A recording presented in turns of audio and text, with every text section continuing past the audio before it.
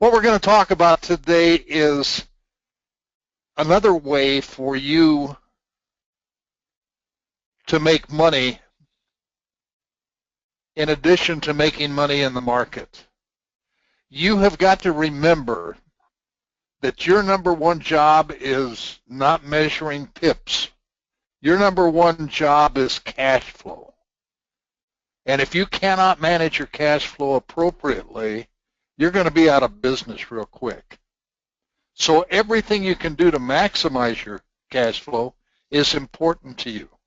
This pertains to improving your trading skills, working with Michael, working with folks like him. But there are a multitude of other disciplines that if you're going to be a serious, active trader, you need to learn. Now, traders' largest expense is taxes, whether you make money or lose money trading. And I know you can understand that if you make money, you're going to pay taxes on it. How can I say if you lose money trading, your biggest expense is going to be taxes? Well, obviously, it's surrounded by the IRS regulation, which will only allow you to deduct $3,000 in capital losses. As an example, let's say we've got Sally Kumquat who started trading last year. She was learning, so she ended up with a $13,000 loss at the end of the year. She can only deduct $3,000 of that $13,000 loss. If she's in the 30% tax bracket, I'm sure you can see with me that she just left $10,000 on the table, and equating that down into money she could have had in her pocket, she could have had an additional $3,000 to trade with if she had made a few adjustments to her trading. So again, I tell you, not only is the capital loss rule going to affect our cash flow, there are many other intricacies here that we're going to discuss today that will help you to understand how you can maximize your cash flow. Now, as an active trader, you get two choices. You can trade as an investor by doing nothing. I don't care how many trades you're trading with. You could be trading with $1 million. But if you don't set up a business to trade in, the IRS is going to treat you as an investor. And let me tell you, folks, an investor is very low on the food chain as far as tax efficiency. But you can also set up a business. Either of them are legal. And trade out of. Now, a business is not only tax efficient, it has other benefits depending on the business. The most noticeable one is the fact that you get asset protection. And we know in our litigious society today that you can get sued for anything or even for nothing. So here you are growing your trading account, grow, and then something silly happens. Could be one of your kids, could be you, and you get sued and your insurance doesn't cover it. You know that they can take your trading account away from you to satisfy that debt. However, if you're trading in a business entity, in most states, I have to say most because Florida passed a law last year, but in most states you're completely protected as far as asset protection. Now, I said investors are very low on the food chain. As an investor, your deductions from your taxes are limited at the at-risk rules, which means you can only deduct up to the amount of money that you actually have at risk. If you have asked your family to pony up and help you with your trading account, you're not at risk for their money. So you couldn't, let's say that you put in $5,000 to trade and you got 5 of your friends and relatives to put up $5,000 each. You've got what now, $25,000, $30,000 to trade with, and you lose $7,000 the first year. Well, you can only deduct $5,000 of that. That's the at-risk rule. If you're trading on margin, and who doesn't, you pay interest on that margin. Well, you can only, as an investor, deduct the amount of investment interest from your taxes predicated upon the amount of money that you make trading. The few deductions that you can make are limited by the 2% threshold, which means if you're in the, let's say you earn $100,000 between you and your spouse, the first $2,000 of any expenses that you have are non-deductible. That's the 2% threshold. For medical expenses, it's even higher.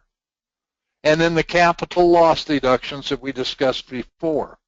So again, an investor is very low on the food chain, the IRS food chain. In addition, if you're trading securities or options, you've got to concern yourself about wash sales. I hope you understand this rule if you're trading any of those. What it is you can't deduct losses from the sale of anything that you lost on and then bought back within a 30-day window. And that means if you were trading in account A and sold it for a loss, and you decided to buy it back in an account that you own through an IRA, that is still a wash sale. So it's not really important through the first part of the year, but when you get into October, November, and December, it can really affect you. I have seen swings, and I'm not joking, and I'm not adding the amount here. I have seen swings of over $100,000 in wash sales. As an investor, you're always going to have wash sales. If you trade in a business, you can elect out of it. So what is the business? And what kind of business should you set up? Well, you can set up several, and I couldn't tell you which one would be the most applicable for you because I don't know anything about you. There's different reasons to set up different business types to trade in. A sole proprietor or trader in securities, no cost to set up. You can deduct your expenses. You've got no asset protection, and sole proprietors are audited extremely more often than anyone else. You could set up a limited partnership. When I first started trading, that was the entity of choice to trade in. You can deduct your expenses. You do have asset protection, but it's antiquated at this time. It's still good for real estate. But for traders, the entity of choice is now a limited liability company, an LLC. You can deduct expenses. You have asset protection except in the state of Florida. All the other states you do have. One of the things that you've got to realize is that in an LLC, there's all different ways of setting it up. You need, as a trader, to have two members, either you and your spouse, you and a friend, you and a family member, or you and another entity. If you don't have two members in an LLC, it becomes a disregarded entity by the IRS, and you're swung right back up to that sole proprietor. So always make sure, and if you've already set up an LLC and don't have two members, let's get you another member in there somehow. Call me and we'll talk about it. C Corporation. Now, I know there's a lot of terrific information out there like, oh, C Corporations are doubly taxed. Well, that's not true, folks. A C Corporation is a great entity to trade in if you don't need to take money out to live on. If you're just growing your account, it's fantastic. Not only that, a C Corporation, and only a C Corporation, has what's called a medical reimbursement plan. And what that means is that the corporation can deduct you or can reimburse you and your family for all medical expenses that you have, including prescriptions, insurance, co-pays, and a lot of over-the-counter medications. Now, which entity did I leave out? Well, you don't see a sub-S corporation up there. And a trader would never want to trade in a sub-S corporation. The reason being is that the IRS has ruled forever that a reasonable amount of your profit in a sub-S corporation has to be taken out as payroll. And by reasonable, in most cases, it's at least 50%. Well, what do you get when you pay payroll? You get to pay payroll taxes. So you're removing your cash flow positiveness with an S corporation, and in addition, you're paying the IRS a little bit more than you want to. What does the IRS indicate about the business of trading? This, you're going to get me on my soapbox now. Excuse me, because the IRS has special rules that predicate whether or not you're in the business of trading. These are found, they're not in the IRS code. All of these have been established by people that have fought the IRS through the tax court, and the tax court has ruled either in their favor or the IRS favor, but then the rule has become just about the law of the land.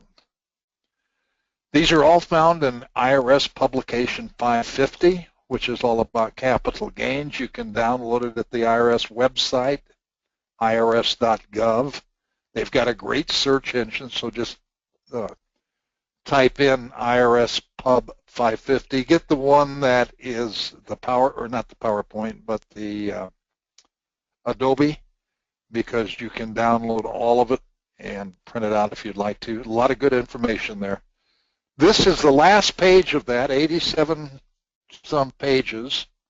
And on the last page, they have decided to let us know what the business of trading is. Well, kinda. Because as you can see, I've highlighted some areas that are just IRS speak. Let's take the first one. You must seek to profit from daily market movements in the price of securities, not from dividends, interest, or capital appreciation. Well, what does daily market movements mean? Does it mean you've got to be in and out of every open position you have on a daily basis? We don't know. We've never seen. We believe at Traders Accounting that a swing trader, a scalper, or a day trader would qualify under this particular rules. Now, the next one makes me very, very angry because there was a tax court case way back when in the day where a trader had sued the IRS who were trying to tell him he wasn't in the business of trading, and he won. And he had 348 trades, and he also came up with these other two. So we know that substantial may mean 348 trades. Why don't they just put that in there? Because if all of us took a piece of paper out and wrote what we thought was substantial, we'd all have a different answer. Now, I don't like to go on the number of trades. I like to go on the number of hours spent. The IRS has, throughout its regulation, created an atmosphere where 500 man-hours a year signify that you're in the business for some reason or another. As an example, to be able to take the home office deduction, you have to prove that you were in the business for at least 500 hours. So if we take 500 hours, which is 10 hours a week, I can't think of a trader out there that isn't spending at least 10 hours a week. The clue is, though, that you have to be able to prove this to the IRS if you're ever audited. So I would recommend that each of you take a diary, just a day timer from Staples, keep it on your desk, and write in it all of the time that you spend studying, going to events like this, studying the market in the Wall Street Journal or wherever else you get your news, and actually trading. Put it down on a daily basis. If you're ever audited, folks, it's going to be 2 to 3 years from the time that you turned in your tax return. And it's up to you to prove that you spent that much time. Now, the next one here reminds me, my mother was quite a lady. And each week she'd make my brother Tom and I, stick out our tongues. Now, I still to this day have no idea what she was looking for. It was a color. And if our tongues were the wrong color, out came this big blue bottle and a tablespoon and the chalkiest stuff you have ever had in your life, had to swallow it. Of course, that was Phillips milk of magnesia. And that's what this reminds me of. You must carry on the activity with continuity and regularity. Well, this isn't so bad because throughout the IRS code, they indicate that anyone that is in business has to be in business throughout the year. So let's take what we've learned here. In order to signify that you're in the business of trading according to the IRS, you need to be a short-term trader. You've got to have at least 500 hours of trading throughout the year, or 348 trades or more. And you've got to trade throughout the year. Now, that doesn't mean you can't take a vacation, or I know that I had a client that a few years ago when the market went in the tank hung up his trading spurs for a few months. That was shown as a business decision. So there's things that you've got to put a little common sense to, and come up with these 3 areas. Now, just announced recently, if any of you have taken the MarktoMarket election, and what is MarktoMarket? MarktoMarket's an election that you take which is only good for someone that's in the business of trading, and it has to be a written election to the IRS, and the time frame on it is pretty strict and rigid. But it converts capital gain and capital loss to ordinary gain and ordinary loss. It does away with wash sales. Why would someone want to do that? Well, because of the capital loss rule of $3,000. If you have a capital loss of $10,000, you can only deduct $3. But if you take it mark-to-market, you could deduct the whole $10,000 against any gain that you have for anything else. It used to be that you couldn't revoke it after you'd made it, but that's no longer true. You still need to send a letter into the IRS with the Form 3115 and change your method of accounting, but you can get rid of it now. The next 3 slides are slides, maybe 2, 3, of expenses that someone that were in the business of trading might deduct. Because at Traders Accounting, we've been around since 1995 for those that have never heard of us. We started out in the Seattle, Washington area. We're now located in Phoenix. We got started on a lark and got hammered the first year, where we gained about 750 clients overnight with no infrastructure to do anything at all. And now we do about 1,000 tax returns a year for active traders throughout the United States. We provide bookkeeping, and we provide education and business consulting to traders. Now, these are the expenses. They come on a spreadsheet. If you want the spreadsheet, I'll show you how to get it in just a minute. Our average trader will deduct between $10,000 and $19,000 a year in business expenses. So you can go down the list here In the brevity of time, I'm not going to take these all. You're saying payroll, who would ever pay a payroll? Well, you know, one thing you got to think out of the box sometimes. If you've got kids at home and you're paying them an allowance, and you could come up with a legitimate job for them to do, why not put them on your business, pay them a small salary instead of an allowance, and be able to deduct it? Home office deduction, I know you've heard all sorts of horror stories. They're not true. The IRS even puts out 2 or 3 publications each year on the appropriate way to claim a home office. Remember, we're trying to maximize our cash flow. That's the whole intent here. So that every dollar that we can write off is going to give us some money to trade with. So we want to be able to take all of these things, the home office deduction, the travel and entertainment, et cetera, in case you go to the Traders Expo or something. All of these are deductible. All of them will help you maximize your cash flow. Now, if you want to copy, it's an Excel spreadsheet. Just send me an email. Send it to learn@tradersaccounting.com. Put slides in the subject window. We'll be more than happy to send it back to you. Now, what is the IRS stance on expenses? Deductions are a matter of legislative grace, and the taxpayer must maintain adequate records. The reason I bring this up is that my hobby is going through the tax court cases that come along almost on a daily basis.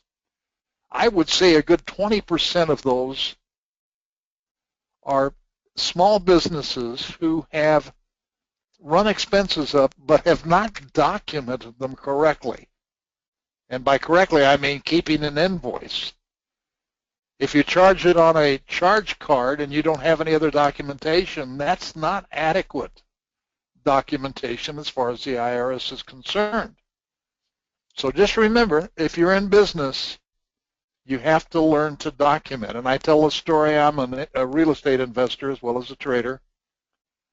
And I tell a story of my wife calling me and saying, hey, one of our condos, they called me and the shower head broke. Can you go over after work tonight and look at it? Sure. And so I drive over to Scottsdale, look at it. Sure enough, it's broken. I go down to Ace Hardware and buy a new one, pay for it from cash, put the receipt in my pocket, take the shower head back, replace it, have a beer with the tenant, come on home. Empty my pockets out that night, put the receipt on my dresser. Next morning, I put everything else back in my pocket, leave the receipt there. 3 days later, Melva, my wife, says, Jim, when are you going to clean off your dresser? It's starting to look like a pigsty. Well, now, by then, I can't remember what that receipt is for. It's just another piece of paper, so I wad it up and throw it away. Not a good idea, because now I have lost the ability to deduct that expense that I've actually paid for. So you need to learn how to document. The IRS audit rates were just announced. You can read them there.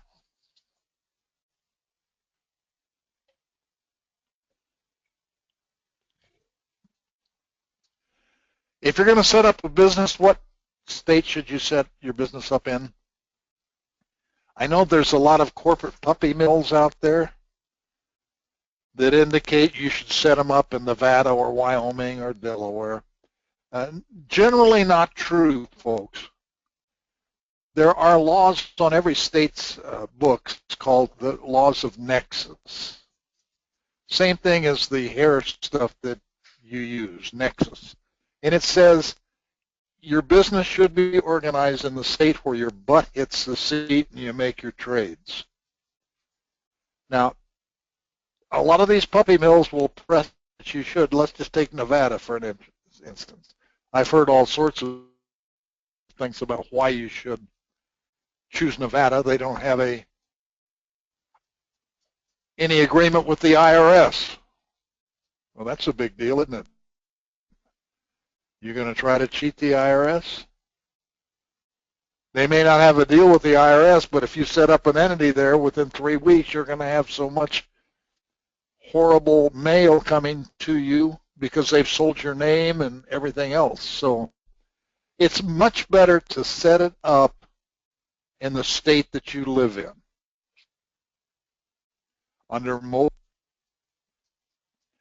Now, one of the things I love to talk about is the trader self-directed 401k. A lot of the traders that I come into contact with don't feel that they have enough money to trade with, or they don't have enough money to go to a school, a trading school on, or things like this. And they've been laid off from their work, and we're seeing a lot of that happen again. My goodness, saw that Nabisco is going to start baking their Oreo cookies in Mexico today, laying off 600 in Chicago. But anyway, a lot of us need more money to trade with, but we've got either IRAs or 401ks from companies that we used to work for. Now, if you've got an IRA, you can't borrow with it.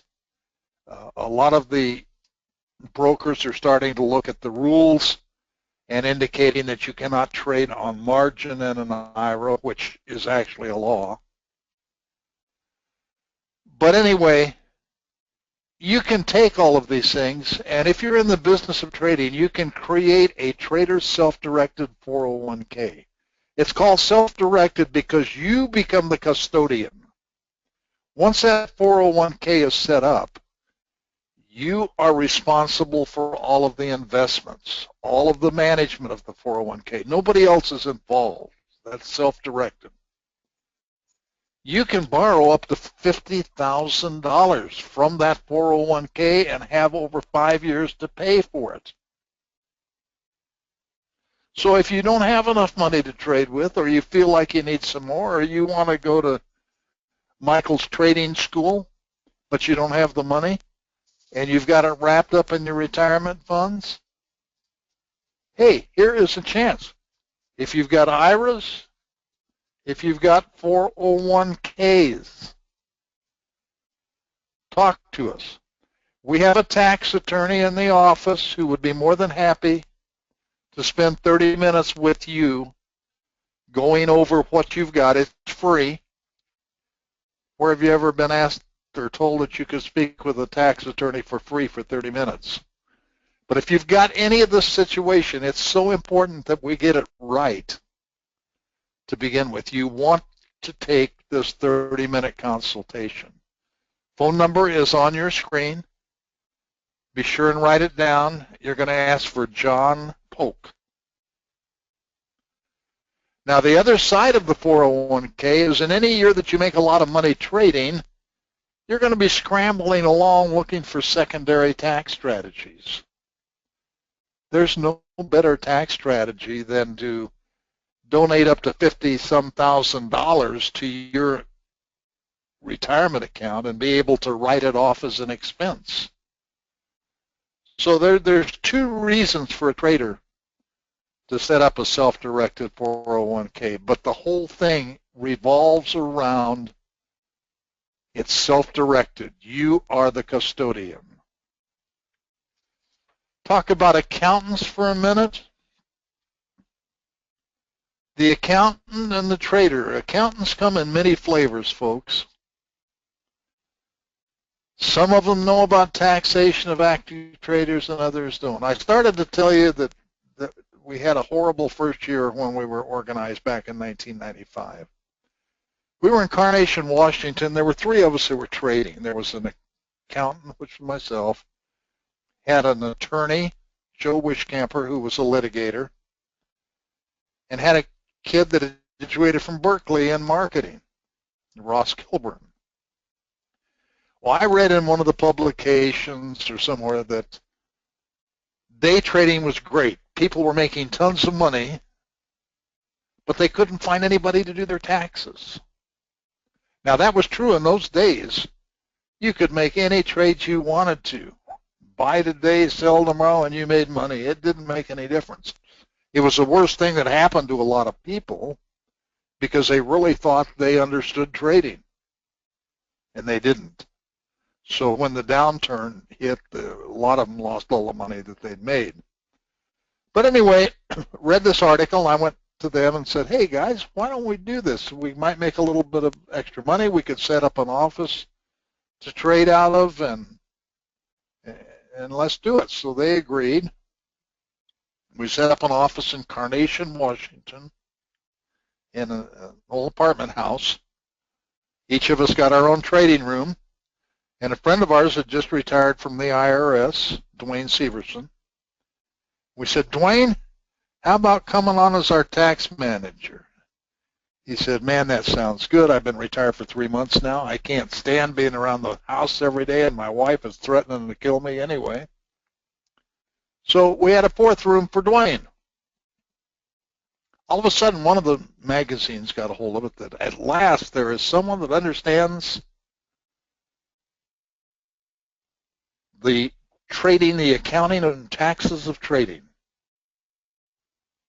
and gave our name. Overnight, we had 750 clients, with one guy that was working part-time, retired from the IRS to do taxes. I tried to hire every accountant I could that year. But right down the street was a guy named Bill, had a little company called Microsoft, that was trying to hire as many accountants as he could too. And you know, he could pay more than I could. So it was terrible. I tell you, one of the first CPAs I hired had never done a tax return in his life, let alone a trader's tax return. So we got through the year. We then went to school, and the school is searching the IRS code because nobody knew anything about traders' taxation.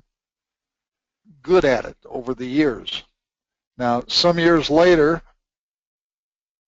I had to make a big business decision. I'll tell you how most business decisions are made, or a lot of them. My wife, Melva, came to me, and this is my wife of almost 50 years now, and she said, Jim, you know, all of our kids live in Phoenix, and we're living in Seattle. I said, yeah, somehow I knew that. All of our grandkids are down there, too. Yeah, that stands to reason. She said, would you like to move down there with me, or would you like to commute? So that's where the business decision was made, and we moved the company then to Phoenix, to Peoria, which is a suburb of Phoenix, and it's where the Mariners and San Diego Padres have their spring training, which is going on right now, which complicates our life getting in and out of our parking lot, but that's just for a month or two. And the weather is so great that you can't beat it. But anyway, you can go to your accountant. Some of them know a little bit about the taxation of active traders. Most don't, because they don't have any clients. It's not up to them, not their fault. But they don't have any clients that trade. So ask, if you're going to be an active trader and you're really serious about this, ask your accountant, because folks, you can no longer do your taxes in TurboTax or the little guy down the street that's spinning the sign with the Statue of Liberty costume on. Those people don't know anything about it. Every year we find so many people that had their taxes either done by themselves or by somebody that didn't know what they were doing, and it cost them so much money because there are some things that are taxed differently, some trades that are taxed differently. Futures are taxed where you save about 30% on your taxes if you put the right tax form. That's the biggest bugaboo we find. Forex is not even capital gain. Did you know that? Forex is not capital gain. It's ordinary income. You can convert it to capital gain if you want to. It's called a Section 988 conversion, but every trade you made has to be demonstratable to the IRS that you made the decision for that trade. It's not a universal election. So make sure that you've got an accountant that knows what they're doing if you're going to be a serious active trader. Because a serious trader should have a good broker, obviously a good broker, a good mentor, like Michael that was on before me, and a good accountant. Sometimes you think those guys are going to cost you some money, but they're not. In the long run, they are going to save you money.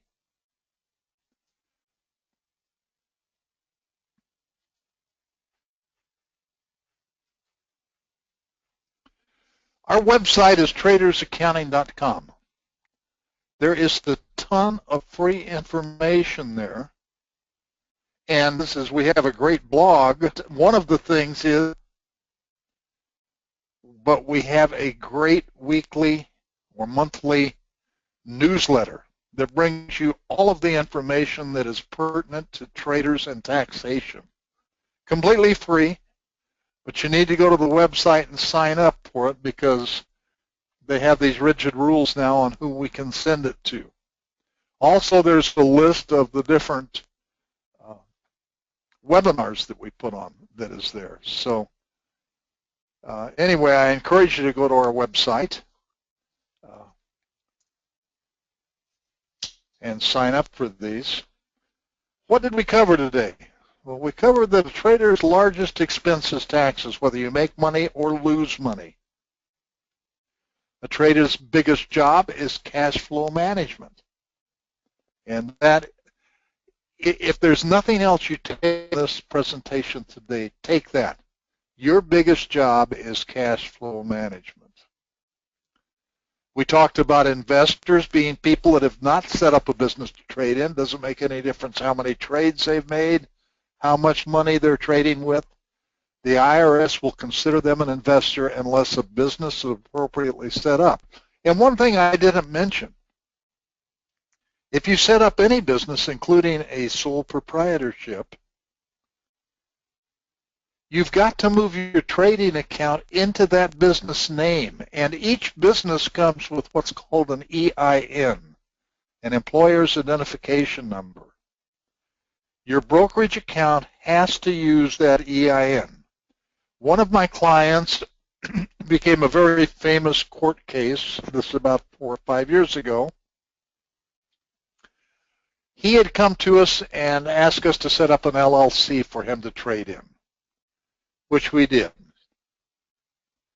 He traded throughout the year. In December, he called me and he said, "Hey, Jim, I need your help." Well, sure. I didn't move my trading account into the LLC. I've been trading it in my own name throughout the year, but I've got the LLC set up. Can I take my expenses through the LLC? And I said, no, you never started your business if you didn't start using it to trade with, so therefore the business has nothing to deduct. Well, he went ahead and had somebody else do his taxes, we wouldn't, and claimed all of these expenses, and the IRS nailed him. Well, for some reason, he took it all the way to the tax court, and the tax court also nailed him. And then there were a few accountants around that used that to explain something else that was entirely wrong as far as it was concerned. But that's the reason he got nailed, was that he never moved his account over. So you've got to remember, if you're going to trade as a business, you do need to move your account over to a business account. We talked about sales pertinent to options and stock trades, and it can be very, very horrible. And the IRS is looking at those right now. That's why they have you filing 2 or 3 different reports with your taxes. One is they want to see your Schedule D, and we've had several examples of clients coming to us and indicating that the IRS did have questions about some of their trades. One thing I want to say here, I know the brokers are trying to do a really good job of keeping track of wash sales, and they're to be commended for that.